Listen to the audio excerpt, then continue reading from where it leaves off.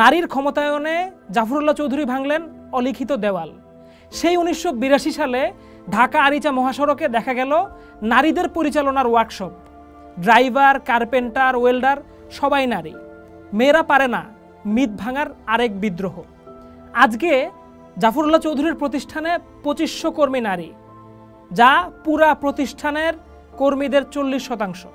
স্বাস্থ্যের বাণিজ্যবাদী দুনিয়ায় গণস্বাস্থ্য কেন্দ্র মাতৃত্বকে করল সাশ্রয়ী। আজও সেখানে নর্মাল ডেলিভারি হয় মাত্র 2500 টাকায়, সিজার হয় 12,000 টাকায়, যেখানে ঢাকার সাধারণ একটা হাসপাতালেও এই খরচ 60,000 টাকা। কিডনি ডায়ালিসিসে জাফরুল্লাহ চৌধুরী আনলেন বিপ্লব।